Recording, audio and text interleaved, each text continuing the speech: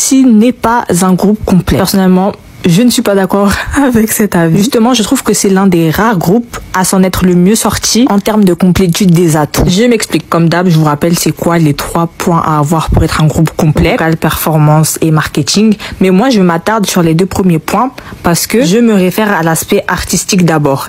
Et dans le cas où les groupes n'auraient pas les 2 points de l'aspect artistique, je peux me décaler sur l'aspect marketing pour dire que oui, il peut être complet au niveau du marketing. Donc, en ce qui concerne ITZY, vous devez le savoir, mais il y a 4 membres qui ont été entraînés pour la performance: Yeji, Ryujin, Chaeryeong et Yuna. Donc en plus d'être bonnes en danse, elles sont aussi d'excellentes performeuses. Au niveau d'expression du visage et tout, je trouve que Yuna c'est super apparent. Il faut la regarder des fois ses fancams, genre c'est une super bonne performeuse. Et donc voilà. Et de notre côté, on a Choi Jisoo aka Lia, qui elle on l'a plus entraînée dans un domaine vocal. Mais je suis désolée, ça ne l'a pas empêché de suivre les autres au niveau du rythme de la chorégraphie. Elles se font bien dans le groupe. Enfin voilà, c'est son groupe quoi. À leur début, je suis désolée, tout le monde était en mode waouh, ici elles dansent toutes trop bien et tout. Donc les nouveaux commentaires qui veulent nous faire croire que Lia c'était un frein au groupe, je suis désolée mais non, genre ITZY c'est un groupe qui se complète, donc on a besoin des 5 membres et je vais m'expliquer bien évidemment. Donc sur l'aspect performance, ça c'est bouclé. Tu veux des membres qui savent performer, t'en as à foison. Tu veux des membres qui savent danser, tu pioches. Maintenant, l'aspect vocal, qui est l'aspect qui nécessite pour la plupart des groupes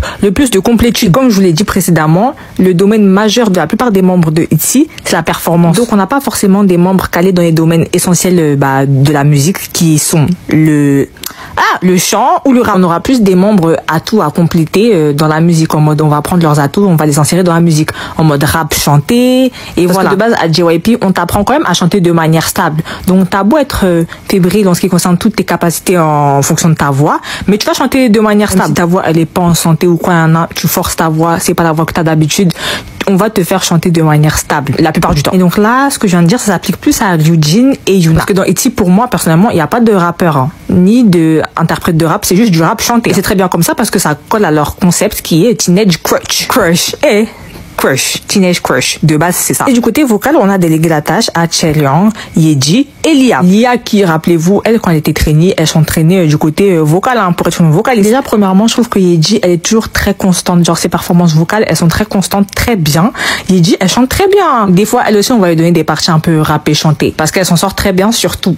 Ace. Chaeryeong, elle chante assez bien, genre il y aura des moments où on aura besoin des atouts de sa voix parce qu'elle a des capacités que les autres membres ils sont pas capables de faire, en mode tout ça, les falsettos, et personnellement moi j'aime beaucoup son timbre de voix à Chaeryeong, de ouf. Qui nous laisse Lia. En fait Lia, vous savez qu'elle chante vraiment bien. Elle chante vraiment bien, genre en plus elle a une voix atypique. Celle la voix atypique de ce groupe c'est Lia. Même si je trouve qu'elles ont toutes les 5 des voix très distinguables, C'est ça aussi qui fait leur identité musicale. Mais bref, là je me perds. Revenons sur Lia. Elle chante beaucoup mieux quand elle chante grave. Et c'est sur cette phrase que l'on va faire la transition sur le pourquoi du comment ITZY est passé d'un groupe adoré à un groupe détesté. Bon, détesté, le mot est fort, mais il me faut des titres de journaux. Donc, repartons en début 2019. On fait l'annonce de ITZY, nouveau girl group après Twice, qui est devenu le nouveau national girl group de Corée. Donc, les gens ont beaucoup d'attentes concernant ITZY. Pendant toute cette période, j'étais lâchée déjà dans le monde de la K-pop, bien comme il faut. Et donc, le 12 février arriva. Et il faut savoir que JYP avait la réputation à l'époque de ne jamais faire flopper ses girl groups, C'est mort. Donc, les gens avaient beaucoup d'attentes et ils n'ont pas été déçus quand Dalla Dalla est sorti. Dalla Dalla qui est un phénomène. Moi, je vous le dis, ça a été un phénomène dans la K-pop. Parce que ITZY, ce qu'elles ont amené dans la 4e génération, c'est les chorégraphies au sol. Chorégraphies complexes au sol. Elles les ont popularisées de ouf. En plus de ça, la musique a été bien produite. Parce que comme je vous l'ai dit, à JYP, ils aiment bien les harmonies, la superposition des voix et les adlibs. Le truc avec JYP, c'est que depuis Twice, ils avaient cette mauvaise manie de se créer un concept et étouffer son potentiel. Et là, ITZY, c'était le concept Teenage Crush. Encore avec Twice, comme elles étaient 9, il n'y a pas beaucoup de membres qui sont passés à la trappe sur le fait qu'elles devaient chanter plus aigu. Genre, Momo, elle a chanté grave avec son nez. Alors qu'avant, elle se détachait de ça de ouf. Dayeon ne chantait plus pour le bien du groupe, pour le concept, parce que voilà, c'est pour le groupe. Alors qu'elle avait un potentiel de ouf dans le chant. Chaeryeong ne rappait plus. Au fur et à mesure des comebacks, parce qu'au début, elle rappait quand même toujours un tas. Mais il restait quand même Jihyo, qui avait toujours la voix grave et tout, Jonghyun et tout ça. Et puis Nayeon, qui avait déjà ce timbre de voix qui correspondait assez à l'image de Twice. Du coup, on lui a pas demandé de changer ou quoi. Et j'ai envie de vous dire, heureusement qu'on n'a pas demandé à ces 3-là de changer, parce que ce sont les main vocals de Twice. Donc, elles auront énormément de lignes dans la musique et ça va se refléter sur la musique si y a un changement quelconque. Et moi, je vous dis, la première fois que j'ai écouté Dalla Dalla, j'étais en mode, mais pourquoi Lia, elle chante plus haut que son timbre de voix? C'était une impression. Après, Belek, elle chantait comme ça, mais moi, je trouvais que sa voix, elle était pas en santé là, quoi. Elle chantait comme elle disait, wesh.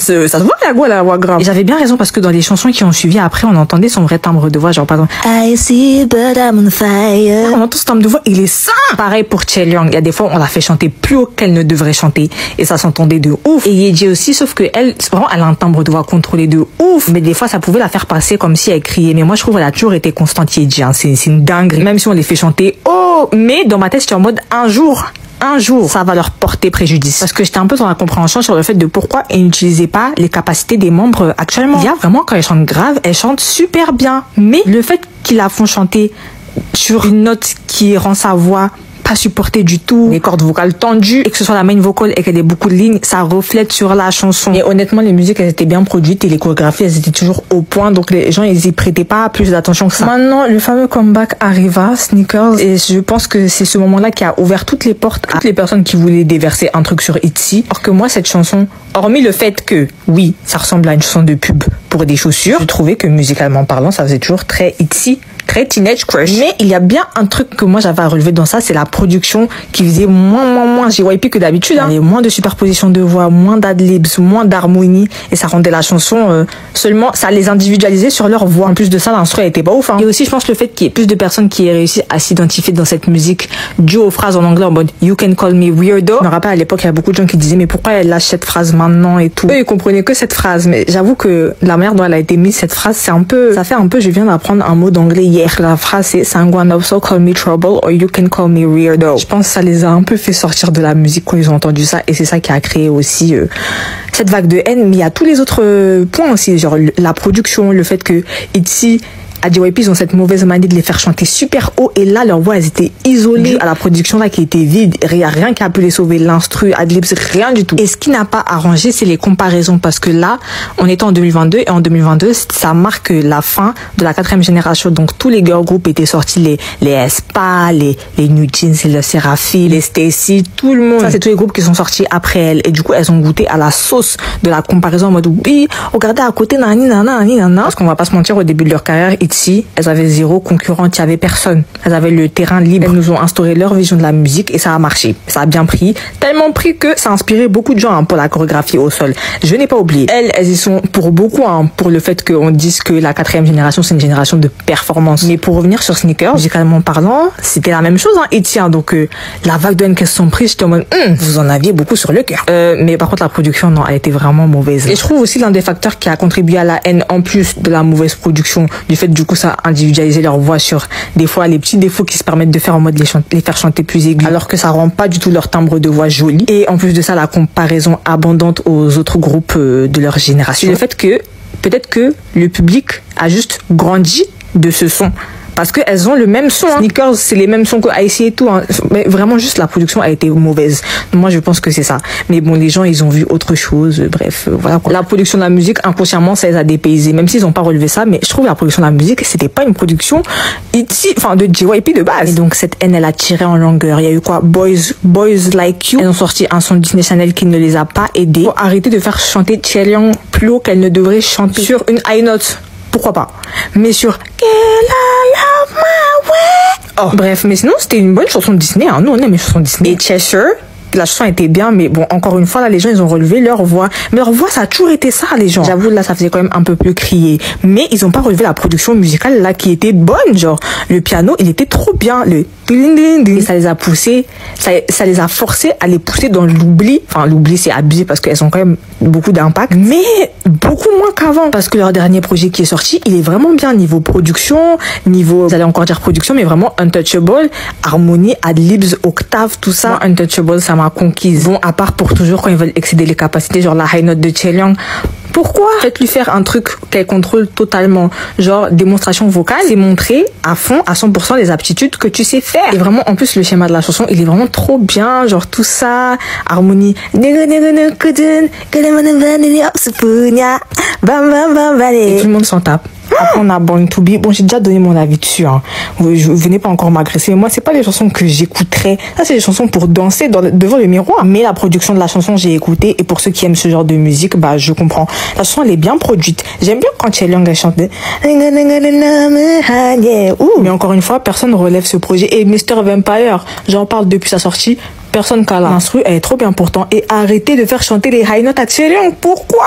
C'est tout tendu là. Alors que Mr. Vampire, c'est sa chanson. Hein. Elle a trop bien chanté la chanson, j'ai trop kiffé. Et personne ne veut donner du gaz à la chanson. Mais voilà, tout ça pour dire que je pense que c'est ça qui a causé le mini déclin de ITZY. Ce petit mishap. Mais fou, les gens ils ont transformé ça en gros mishap en mode on n'a pas le droit de flopper une fois dans sa carrière. Mais je pense que les chansons qui ont suivi après Sneakers, donc Boys Like You, Cheshire, Cake, ça les a pas aidés. Justement, ça a creusé plus profond. Alors que là, leur dernier projet, il est vraiment bien, hein, que ce soit en termes de production et tout. Parce que moi, pour être honnête, j'avais arrêté d'écouter ITZY après Not Shy. Not Shy, c'est la dernière chanson que j'ai trop kiffé. J'aime trop cette chanson parce que dans cette chanson, elles chantent vraiment toutes avec leur timbre de voix de ouf la plupart du temps.